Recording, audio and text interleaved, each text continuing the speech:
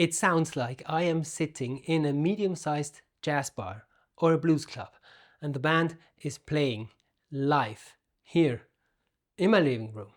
I don't hear speakers, I just hear the band, and I hear them without any amplification. It sounds like they're unplugged.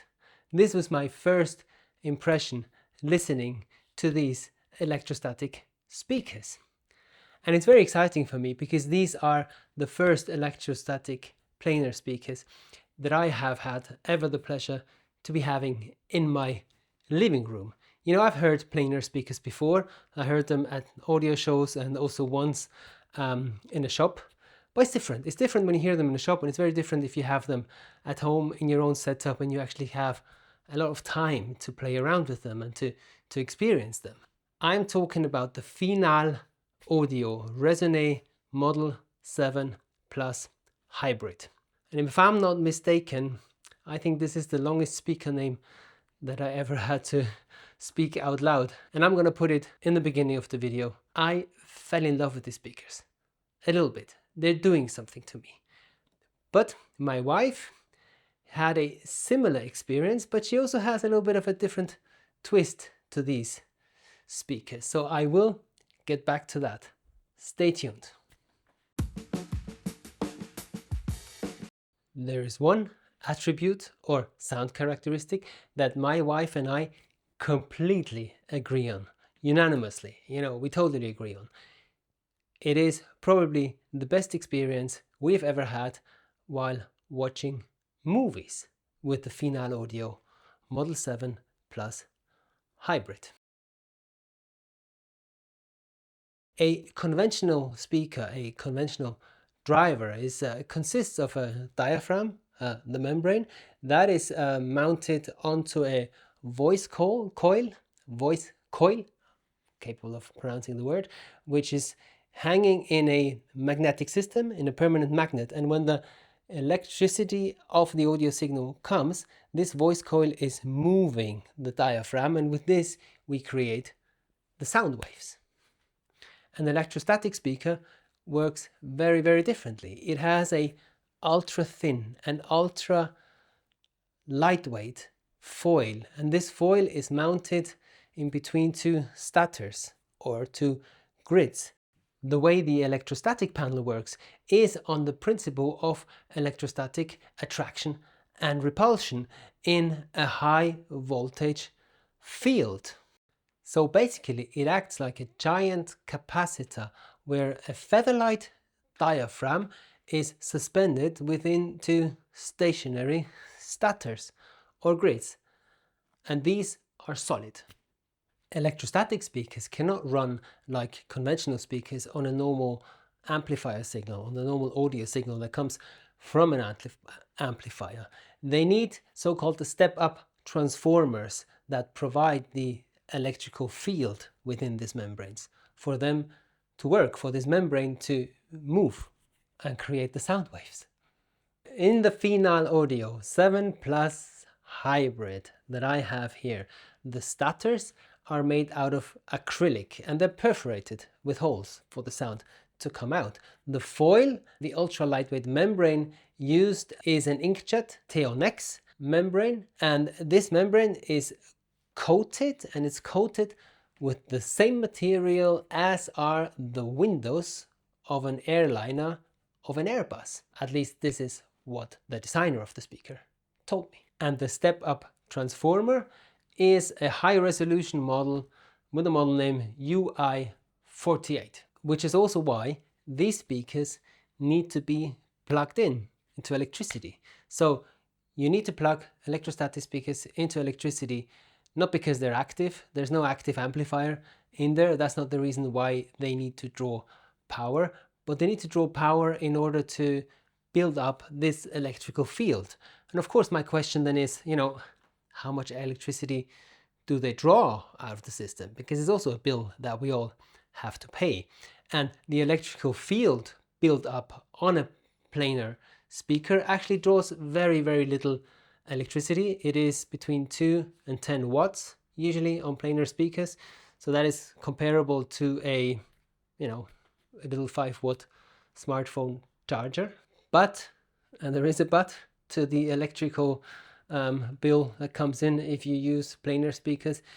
In general, planar speakers draw quite a bit more power than do conventional speakers of your amplifier, but I will get back to that when we're talking about amplifier matching and what minimum requirements are of an amplifier for these speakers, because there are minimum requirements for these kind of speakers. And what is the result of all this? It means speed without any kind of inertia. There is no stored energy in a heavy cone. There's no overhang. There is no delayed decay caused by some kind of mechanical suspension that a conventional driver always has. There's just very immediate and very precise transient responses. And you can hear that. You can hear this difference. And secondly, we don't have different drivers for different frequencies between the highs and the mids that are controlled by crossovers in a cabinet. It is one membrane. This one membrane produces a very coherent picture of sound. This model here is the hybrid model, and hybrid means, the speaker here has another trick up his sleeve. Hybrid means a bass driver has been implemented. The cabinet of this bass driver is metal built to have extreme stability and rigidity. The shape is oval. The oval shape helps with standing waves, and the build type is an aperiodic damped type. The cone is a 10-inch long stroke aluminium cone woofer, and it is mounted with a degree of 11 degrees. The 11 degrees angle helps so we don't get, or we get less coupling with the floor. And the implementation of this bass woofer is very important because it solves one of the, I believe, shortcomings of the electrostatic planar design in general. Now, in general, electrostatic speakers, at least the ones I've heard, the weak side or the little bit shortcoming was the deep frequencies, the reproduction of the deep frequencies. The bass, if you only have a planar speaker, is usually not the punchiest and not the deepest. By adding a woofer, a bass woofer, a bass driver to the whole concept, yeah, of course, you help out in the deep frequencies. The crossover frequency for this design that I have here is 120 Hertz. And yeah, I'll be very honest with you. Here in my room, with almost all, like most of the speakers that I have ever implemented, we did not need the help of any kind of bass traps. With the Final Audio 7 Plus, yeah, we implemented some absorbers in the corner, because without the absorbers in the corner, the bass was a little bit too much. It was a little bit too bloated, and it felt a little bit too uncontrolled. Particularly my wife was very sensitive to that. For her, it was way too much. She just said immediately, this is too much with this bass, I cannot handle. And I did agree, because the control in the bass was missing. But by adding absorbers into the corners behind the speakers, actually we did some sound tuning of the deep frequencies by applying room acoustic treatment. And that worked, because after that, yeah, the bass was nice. It felt more controlled. The bloatiness was gone. The definition was back. It was just nice and punchy. It was nice to listen to. And with this room acoustic treatment applied, we had a perfect harmony of the sound characteristic of the Final Audio 7 Plus hybrid here in my room. So we could have this fantastic, very detailed, high resolution and this fast transient responses made particularly human voices breathtakingly real. And all of that was packed in an exciting presentation. And the funny mixture here was, it was very exciting, yet it was absolutely non-fatiguing. We could listen for hours, watch movies for hours, listen to music for hours, and there was excitement, but no fatiguing.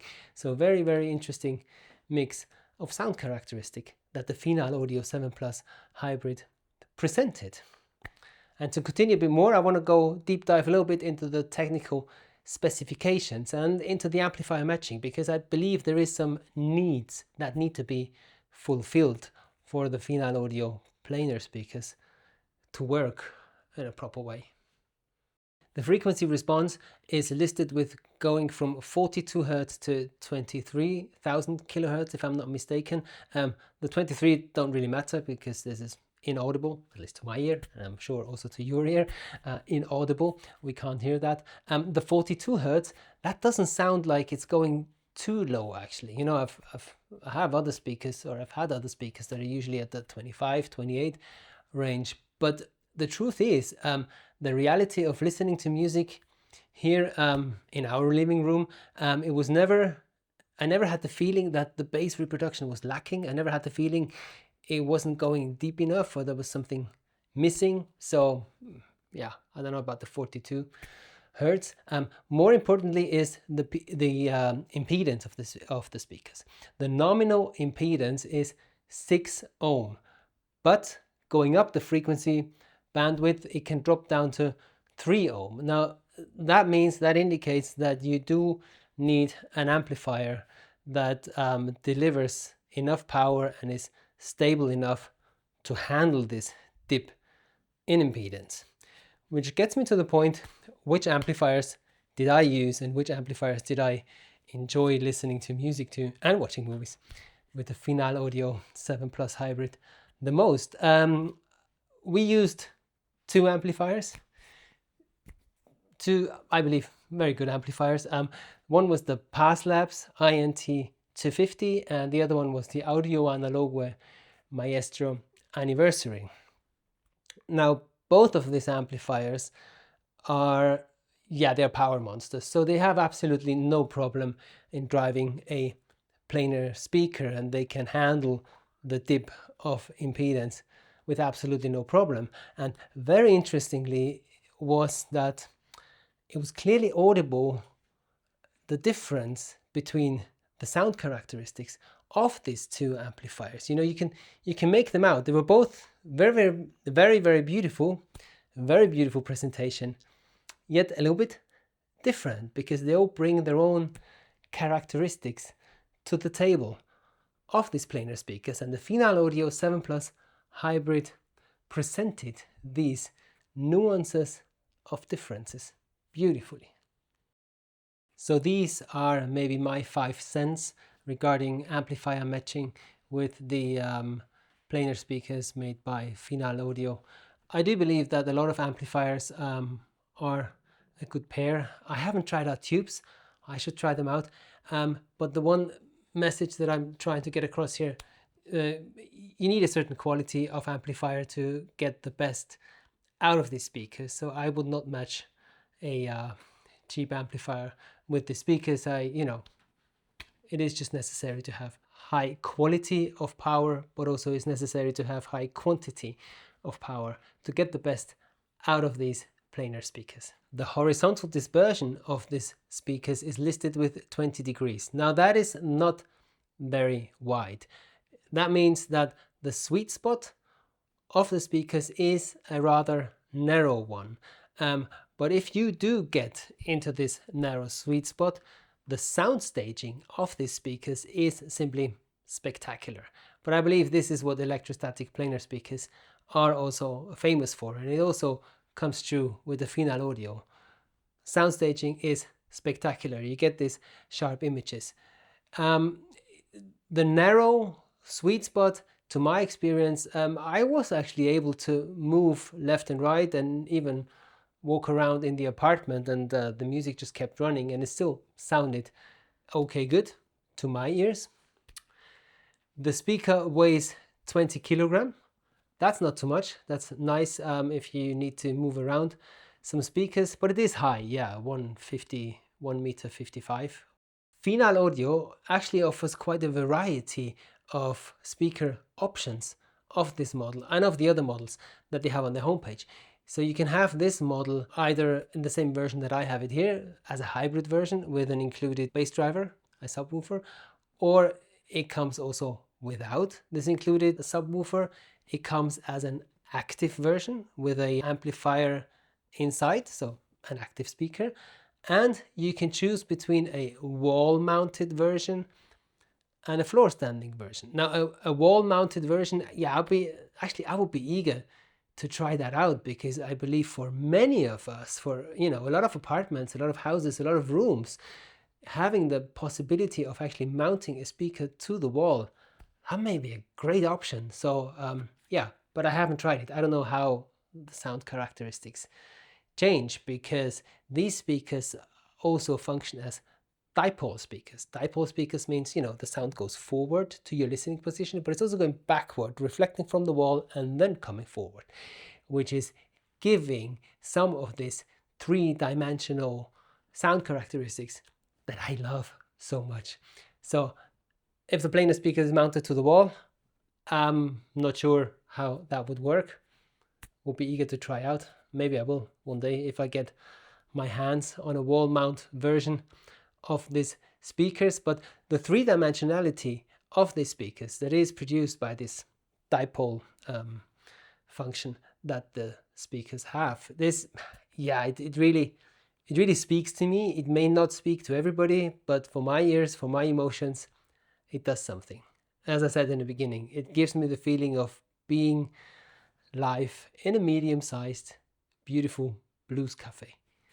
For me, this really is the one characteristic that stands out, among other characteristics that will stand out, but these speakers simply disappear from the room. And I'm very sure that you have heard this phrase before, and I'm actually not a friend of using phrases like this. I don't know, other reviewers have used it. The speakers disappear from the room. The only thing that's left in the room is the music. Yeah, but it's just true. It is simply true for the Final Audio 7 Plus Hybrid that I have here in my room. The speakers completely disappear. I don't hear a cabinet. I don't hear any membranes. I hear the music, and I enjoy that. I believe another stronghold of these speakers is the mid-range. Voices, particularly human voices, are presented in an uncanny purity. There is no thickening of the mid-range. There is no box coloration out of the cabinet. It just feels very, very natural and real and live. The articulation of the breathing, for example, and it doesn't matter if we're talking about vocals of a beautiful musical piece or also movies. The articulation of the human voice is astonishingly real to my ears. Also, treble is presented very beautiful. For example, cymbals are not, there's no smear when you hear the cymbals of a drum set. There is no grain, and there's absolutely no harshness or hardness in the treble presentation of the Final Audio 7. Yet they have this excitement in their music. So you get this excitement without listening fatigue, which is something I've mentioned before in this video. But for me, it's a very, very nice and interesting combination. And as mentioned before in this video, another stronghold is the resolution.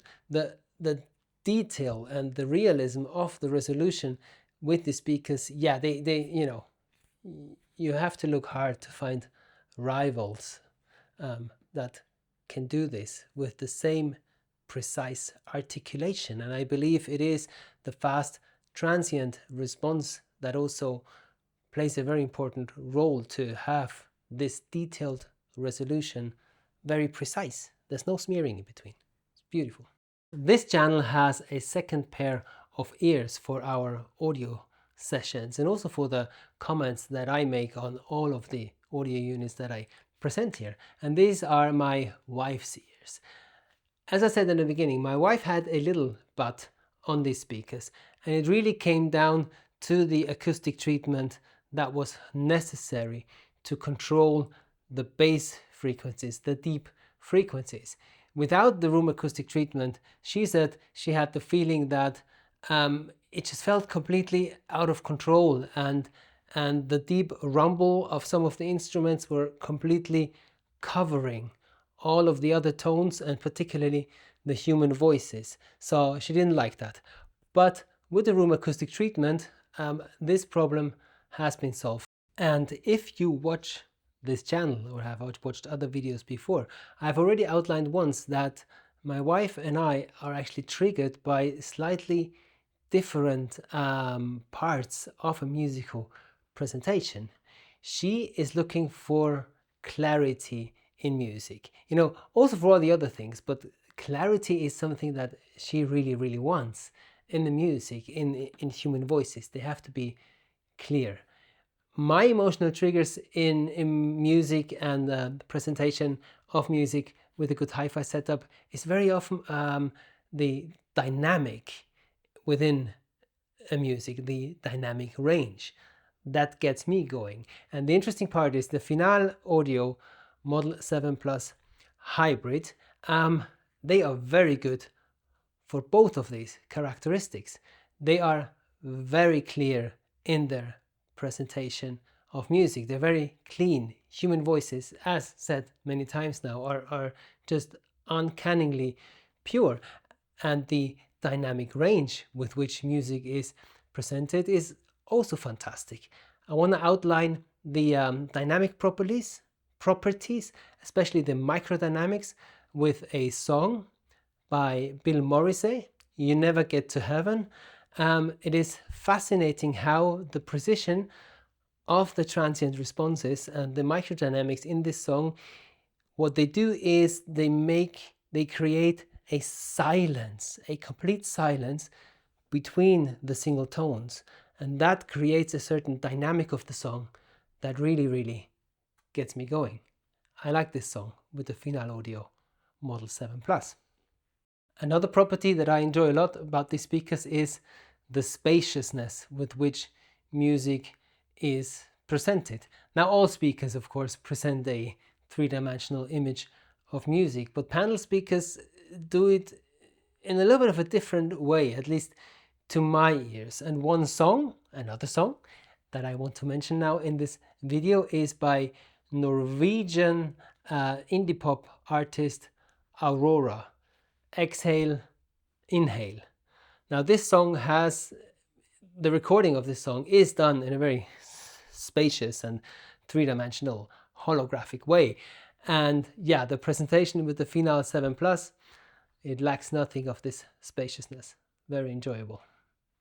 So if you like very fast transient responses, a very clean and exciting, yet not listening fatigue creating mid-range, and a holographic presentation of music that gives you, or at least me, the feeling of being in a medium-sized cool jazz club or blues bar, yeah, then I would say the Final Audio Resoné Model 7 Plus Hybrid, one of the longest speaker names ever, are definitely worth a shot to be tested and tried out in your hi-fi setup. I will end this video as I do all other videos. Do not forget to do the most important thing in this hobby. Enjoy music.